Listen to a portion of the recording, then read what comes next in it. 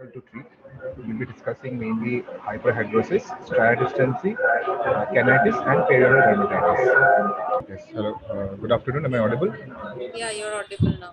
Yeah. So we'll be starting our panel discussion on the topic difficult to treat cases like hyperhidrosis, perioral dermatitis, striatal and canitis.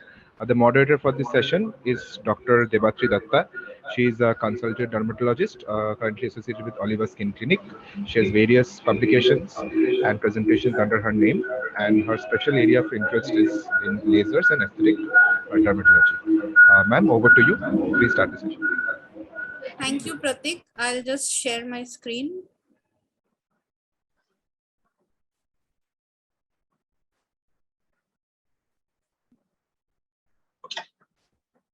My screen is visible.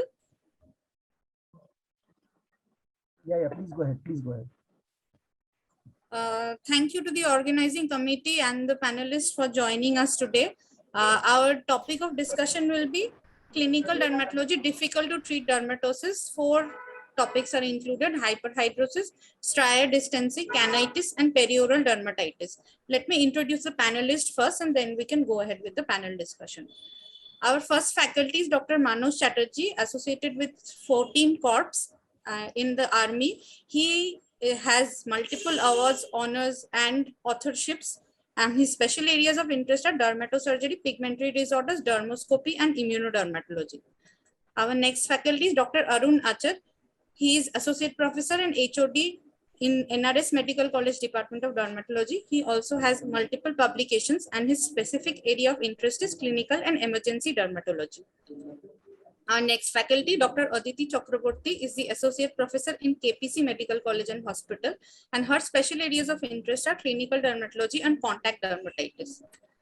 Dr. Piyush Kumar is the next faculty. He is a consultant dermatologist in Katihar. He has multiple publications in books and journals, multiple scholarship awards internationally, and his special areas of interest are clinical dermatology, nail diseases, male genital dermatosis, and clinical photography. Our last but not the least, Dr. Oyon Shamanto, who is an assistant professor in Rampurhat Medical College, and his special areas of interest are dermatology in internal medicine, in rheumatic diseases, and contact dermatitis.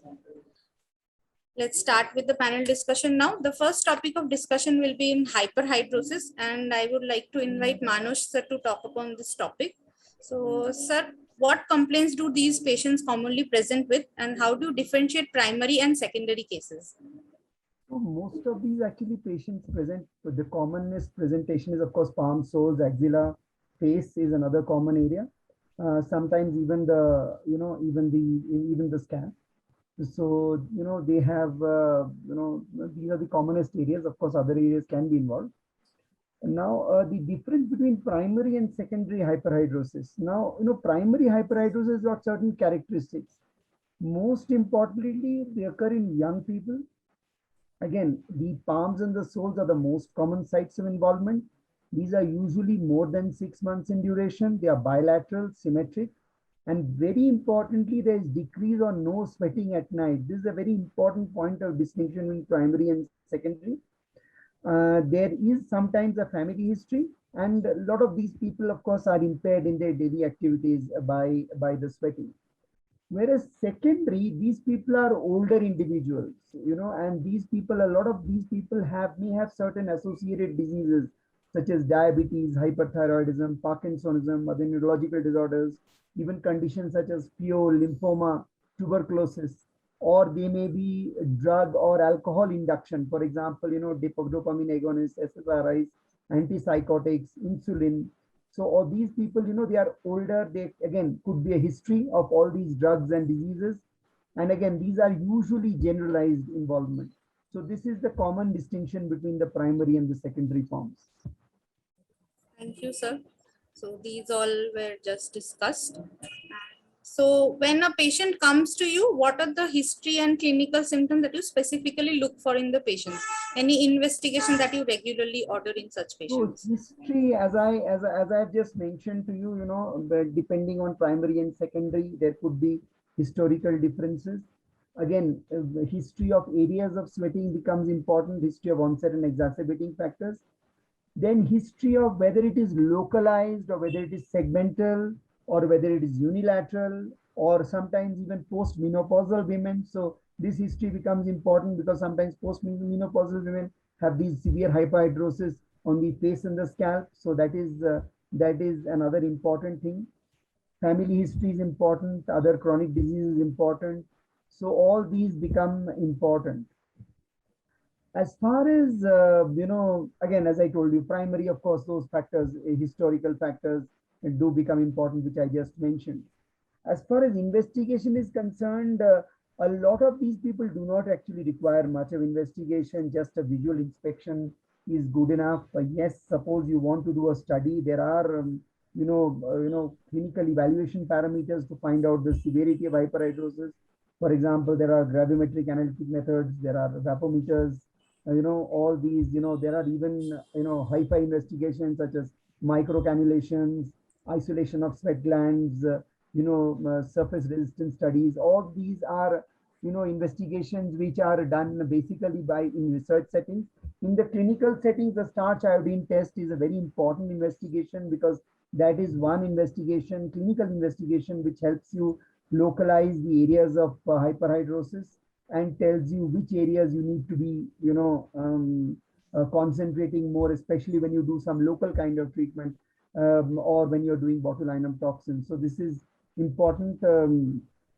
There are certain other investigations that we do, especially if we are thinking of a possibility of secondary hyperhidrosis. In those cases, we normally do a standard panel. We do a basic metabolic panel, do up counts, do thyroid, do a chest X-ray, do ESR, even anti-nuclear antibody and HbA1c becomes important if you're thinking of a possibility of hyperhidrosis caused by diabetes. So in general, if you're thinking of a secondary cause, and that means your primary factors aren't there, then you actually look at investigations.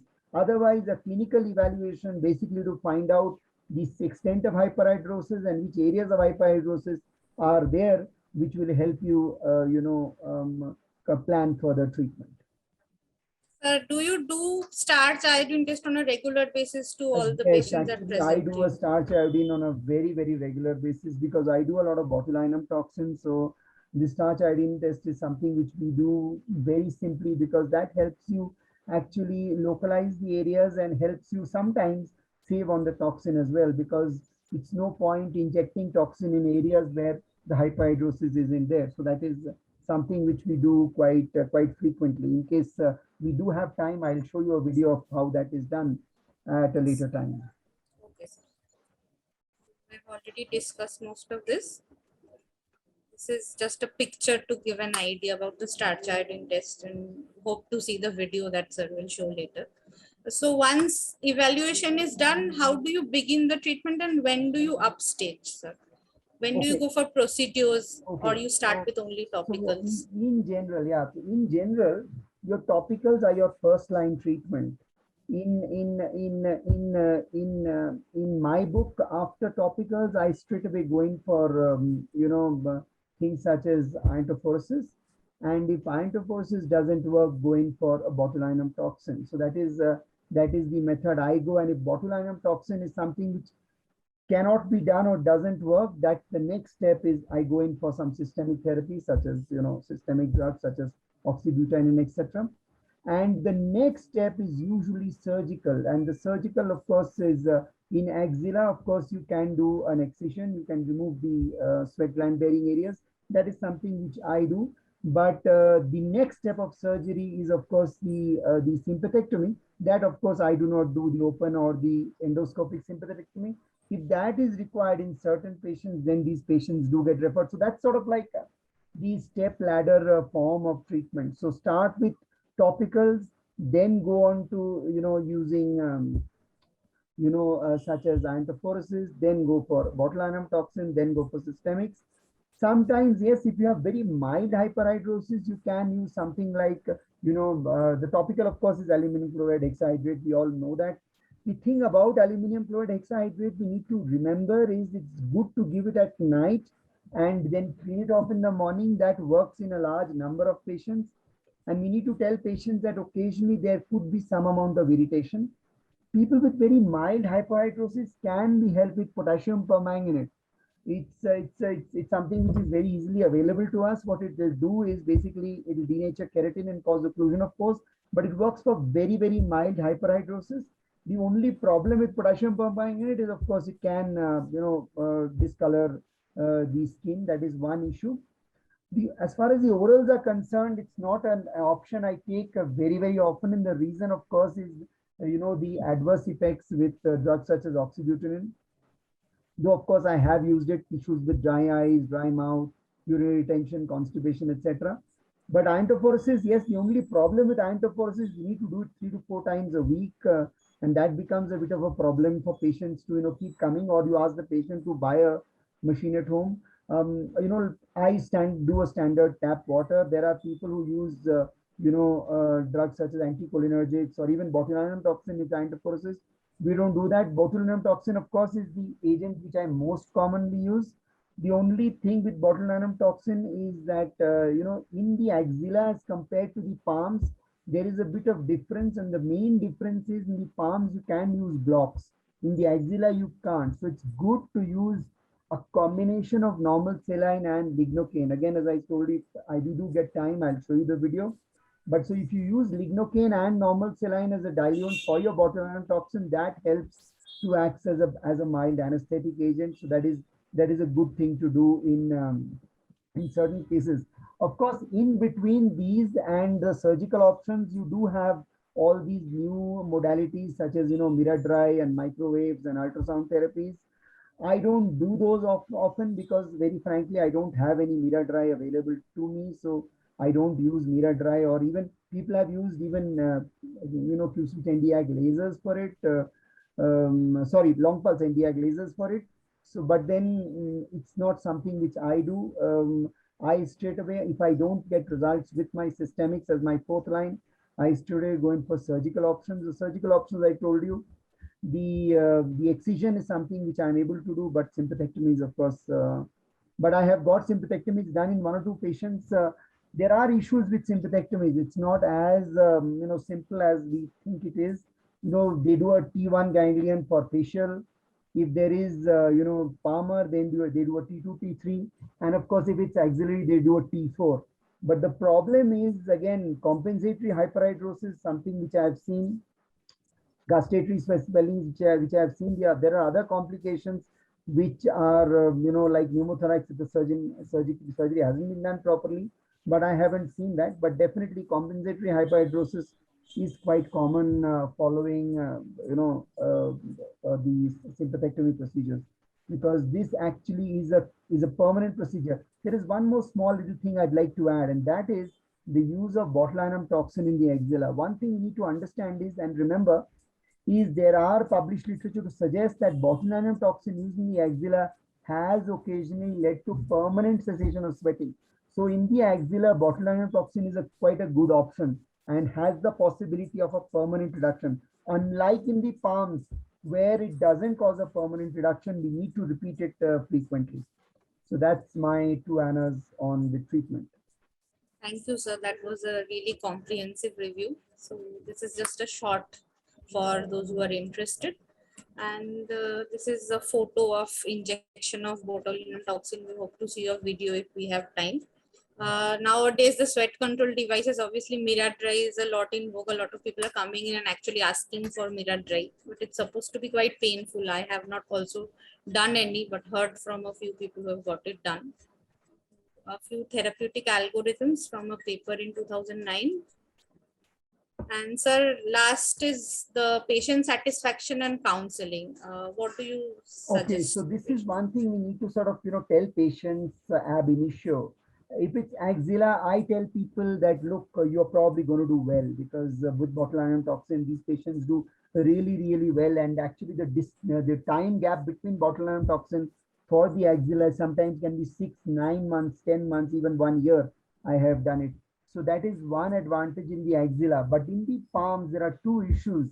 One, of course, you will need to use blocks. The blocks themselves are sometimes uncomfortable.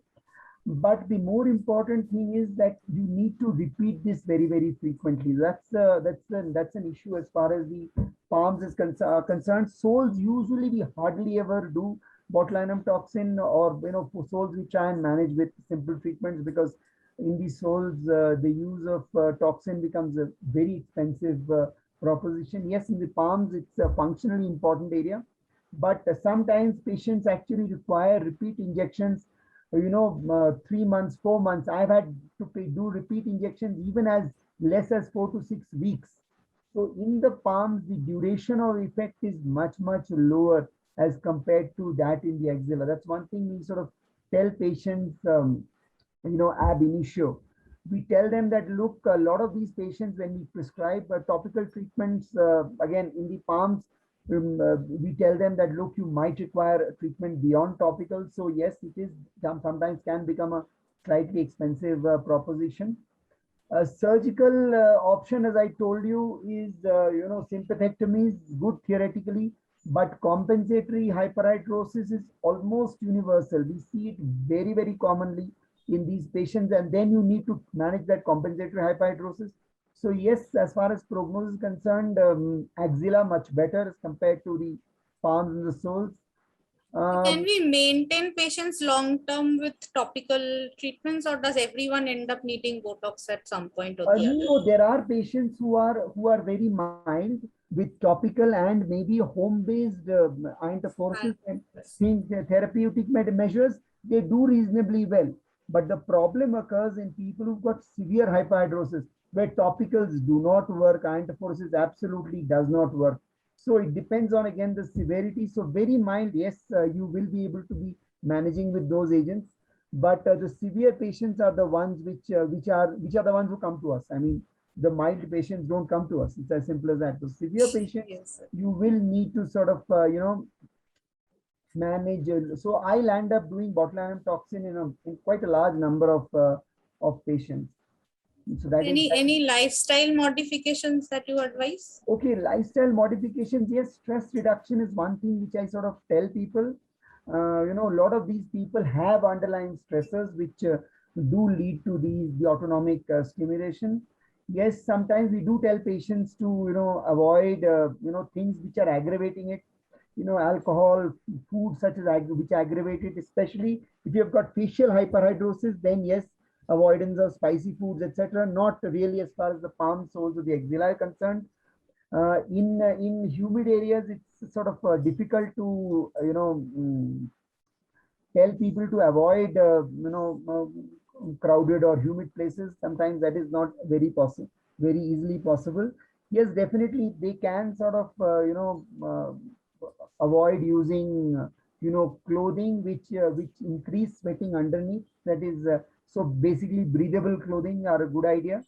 Then sometimes, yes, there are methods of hiding the hyperhidrosis, especially in the axilla. So there are these liners which you can apply, and that sort of hides the hyperhidrosis and absorbs the sweat. So that is a good idea. There are similar kind of absorbent socks as well, but nothing really much that you can do over the palms. So in the palms, it's a little bit difficult.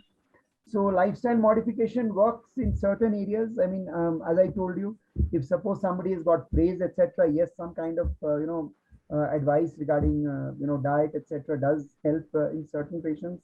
But as far as the palms are concerned, it's a bit of difficulty as far as stress, except probably for a bit of stress reduction. It's a difficult area. Is psychiatry referral needed So, for so anxious psychiatry patients and all? referral, yes, in case you find any obvious and overt features, yes, but 99 or 100 will not have it actually. So they have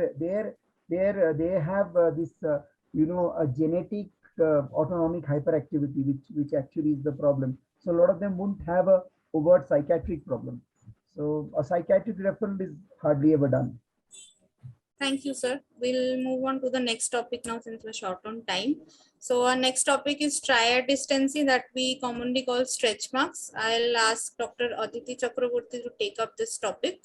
Ma'am, what are the most common people who are presenting to you with triad, and which are the most common areas involved?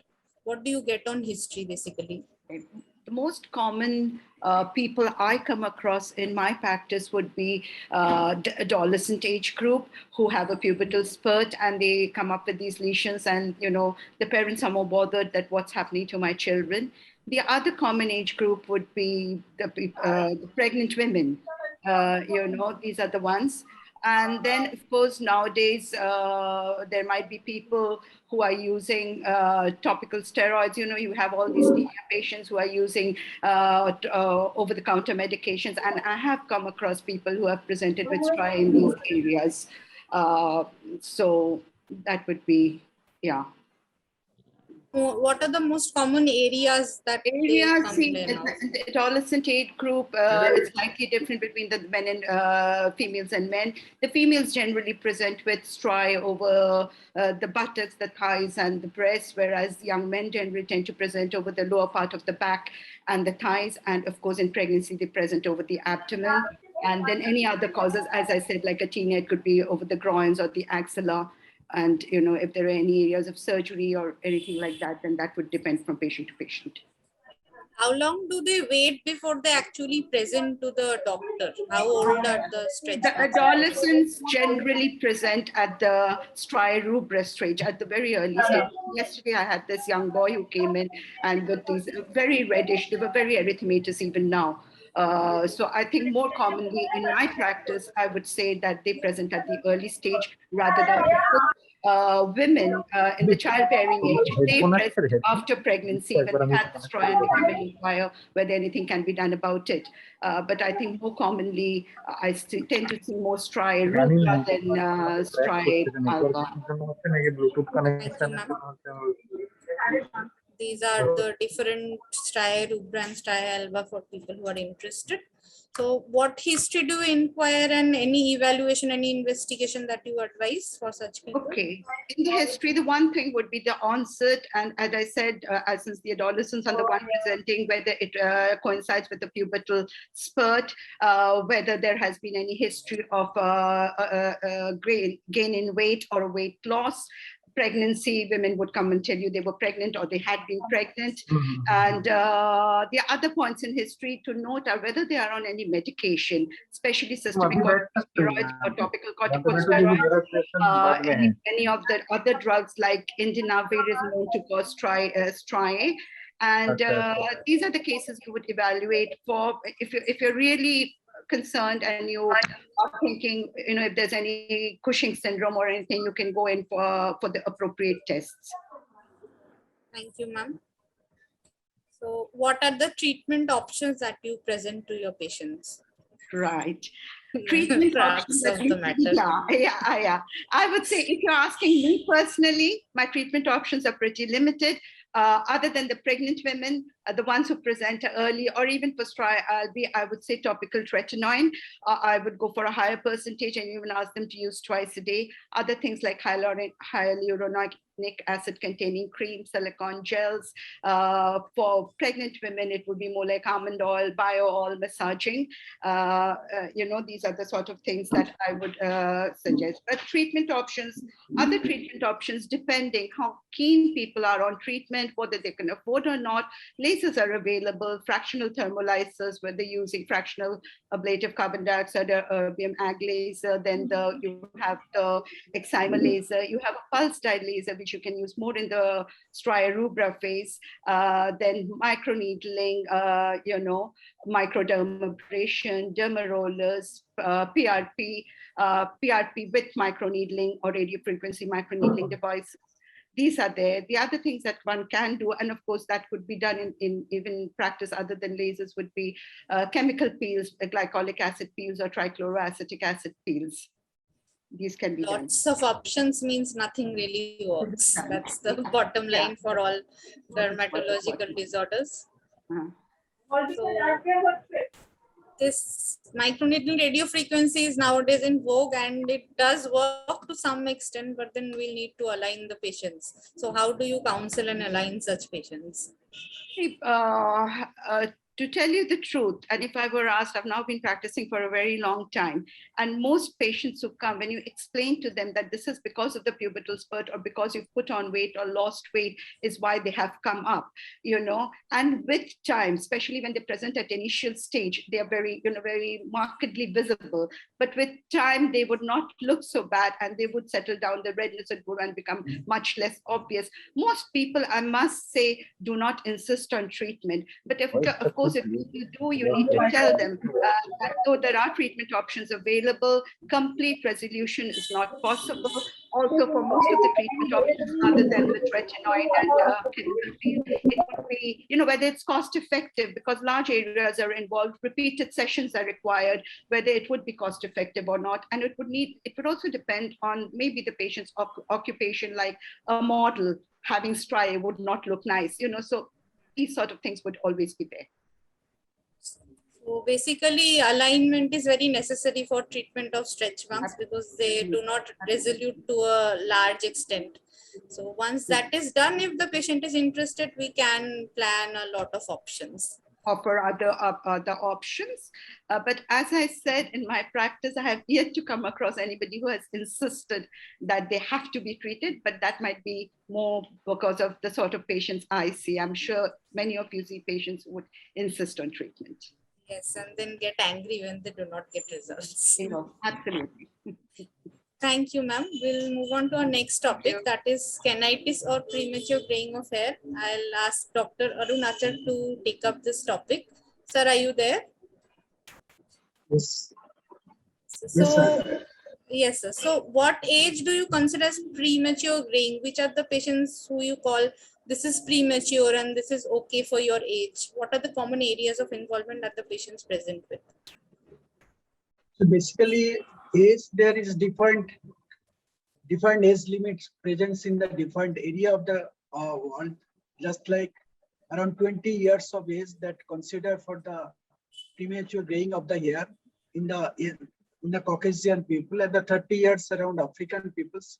In India, we do not have exact age, but some people think that 25 years is the year mark for the premature graying over the hair.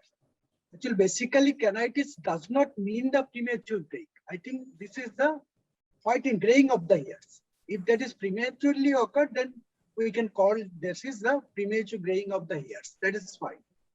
And how much patient I used to get the patients, our total number is very difficult to say, because in my 22 years to 25 years of practice, I cannot say like this how many patients. So, sir, is this like a very widespread thing? How frequently you used to see the patient. That means I can see around 10 patients in a month around, but there is usually this is that about most of the patient comes within the age of 25 years. To me, during the very early childhood, even in the 5 to 6 years, patient come to me, then we have to do some things for them also. And I feel premature graying and what are the common area? It's basically for the women and the men, there is different types of common area involvement stages there. Mainly in the main patient, we can see temple area, then frontal area. These are the common areas. The female another, there is a perimeter, the surrounding area of the scalp, as well as the central area also. Hello, can we mute everyone, please? These used to see with the different types of the sex of the, depending on the considering the male and female, we can see the differently. But mostly graying of the hair we can see. But according to the some extent, there's a rule of thumb. Some people are saying that is at the age of the 50% people affected with the 50% hair becomes grey. That is rule of thumb. If the patient comes with this age group, we should not tell anything and explain the patients regarding this is the normal procedure, this is the aging procedure, need not require any treatment for it. So below 25, we would think about options, and above 30 or so. Yeah. But the Indian 25 is then we consider in the some books review of details.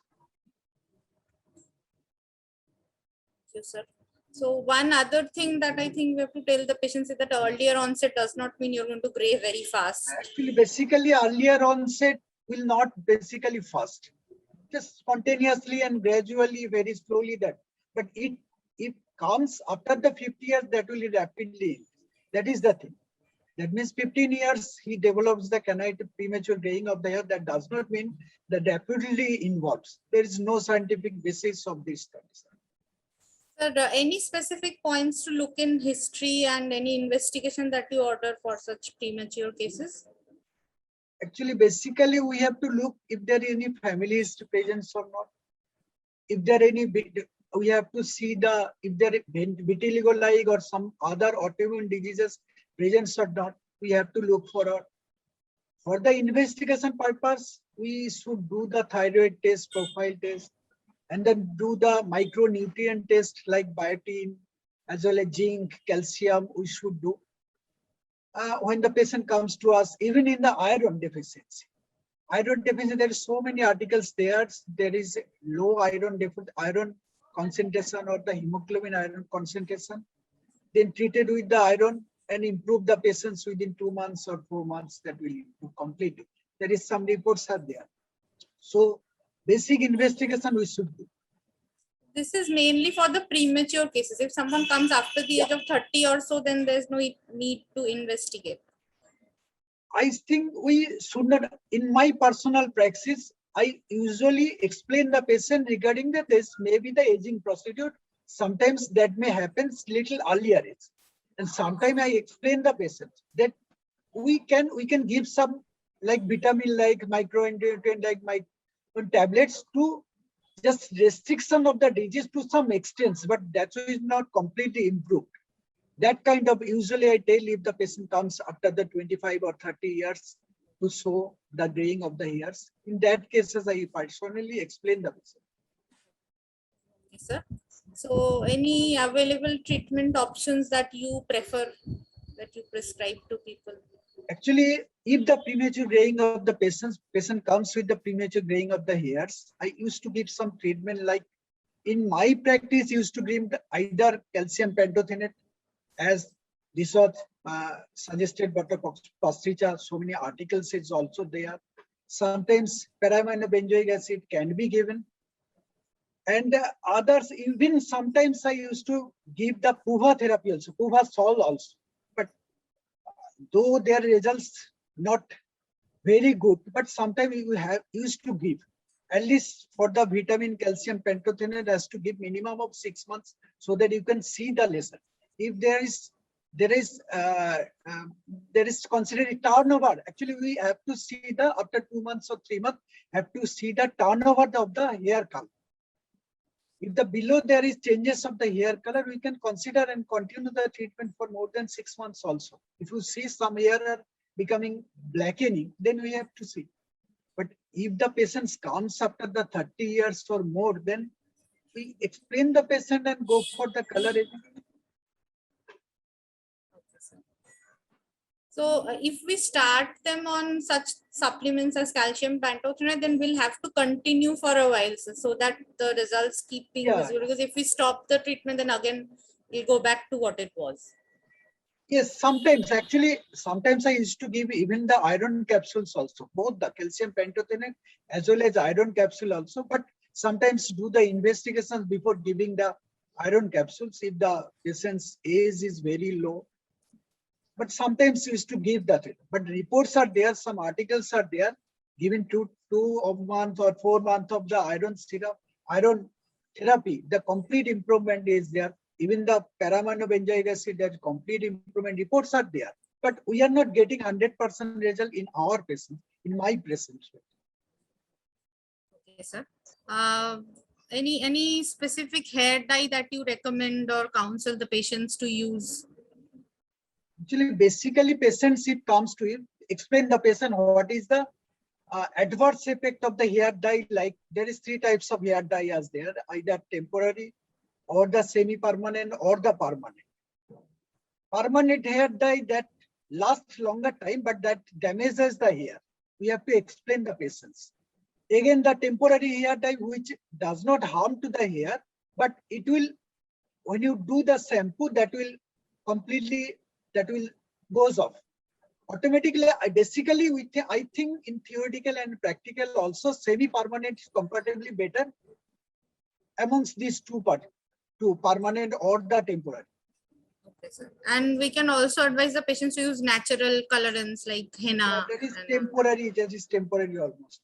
So here Henna we or have the to basically almost counsel the patient that you have to keep repeating the dye every Yes, few days or months or so, and you have to incorporate this practice into your daily life. But if they're giving the permanent hair dye, that causes last longer time, more than 1 month or the 2 months, even depending of the growth of the hairs. But that will also damage the hair cuticles also. That becomes roughness also. The end of the hair, that becomes the splitting also. And the decreased colorations also. They have to explain the best. Okay. Thank you, sir. That's mostly all from this topic. So just to explain the difference between permanent and semi-permanent hair color, the permanent hair color penetrates the hair shaft and therefore stays till the hair is cut. And the semi-permanent hair just coats the hair with color. So if we repeatedly wash, it goes off. Our last topic is perioral dermatitis. And for this, I would like to invite Dr. Piyush and Dr. Oyun for the same. So, Dr. Piyush, what kind of clinical presentations of perioral dermatitis do you see in your day-to-day practice? Good afternoon, everyone. I mostly see perioral erythema, some scaling, and sometimes papules and pustules too. Mostly they are localized to the perioral area, but sometimes they extend beyond that and may involve the periocular area too.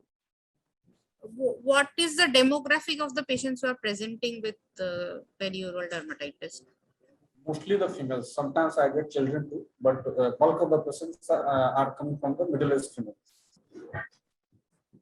Any different experience, Dr. Oyun?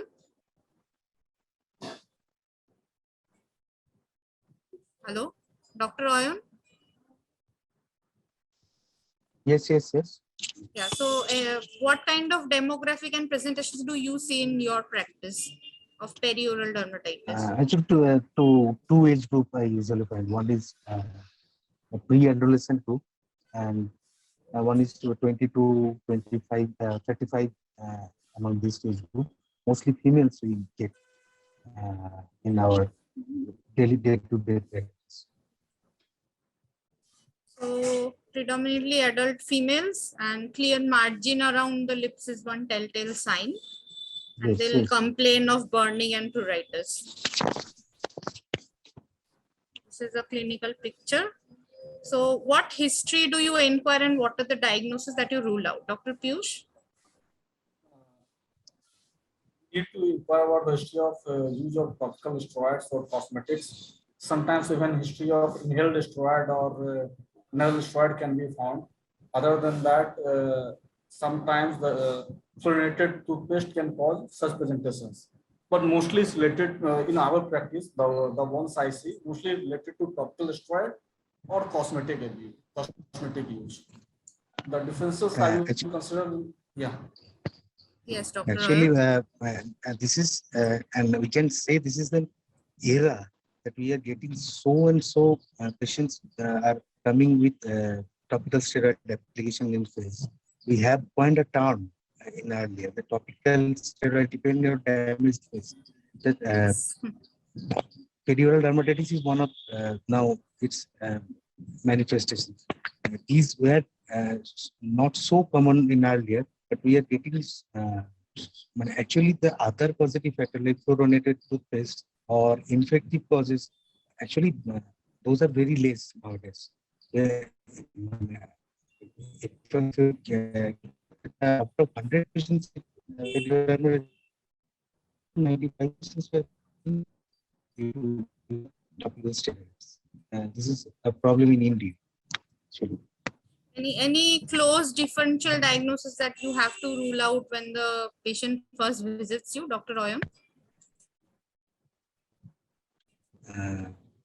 Actually, we have to separate, we have to differentiate the perioral dermatitis from the other differentials. Actually, some of the authors says that upset of the rosacea. But rosacea tend to occur morely in the surface. Hello, you're cutting off. There's some kind of network problem, I think. Dr. Piyush, any investigations that you order? Am I audible? Hello. Yes, you're audible now.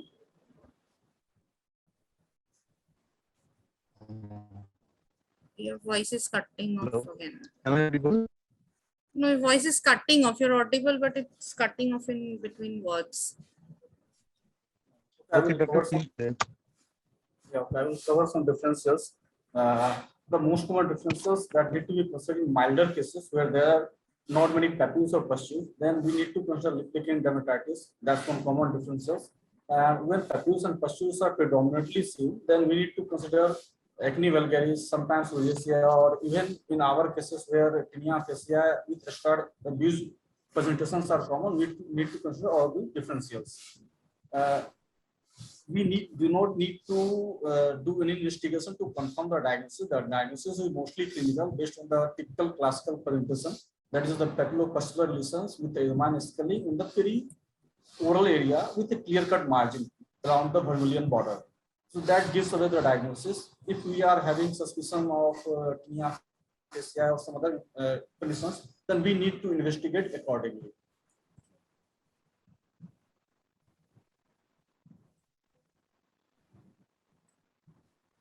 What treatment options are available for such cases? What do you advise first, Dr. Piyush?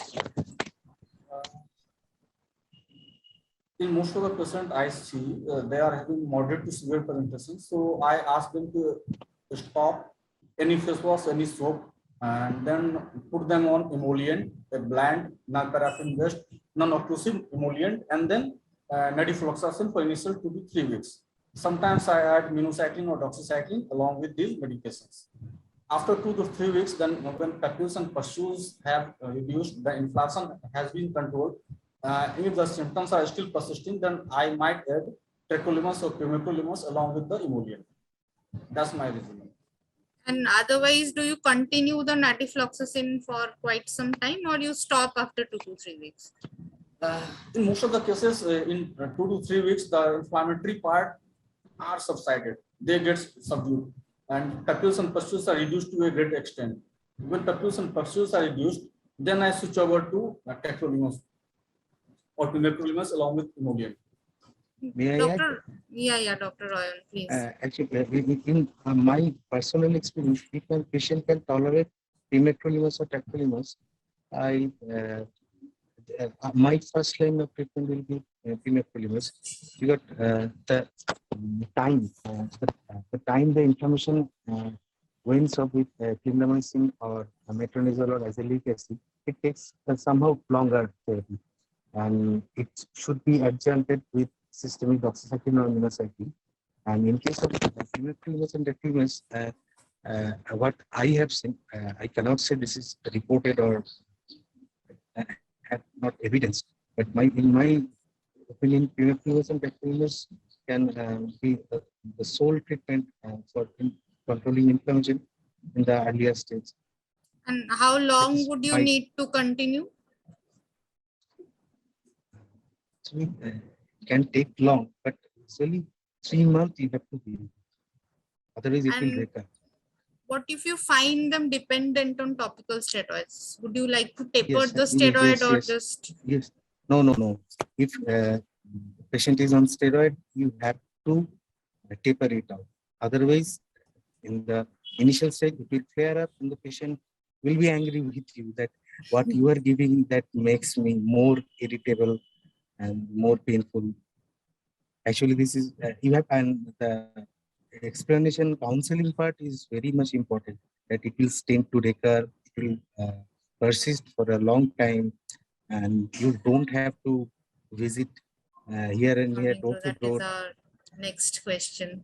So, any other points in counseling other than that? This is going to take a long time, and you have to be patient. Any lifestyle modifications?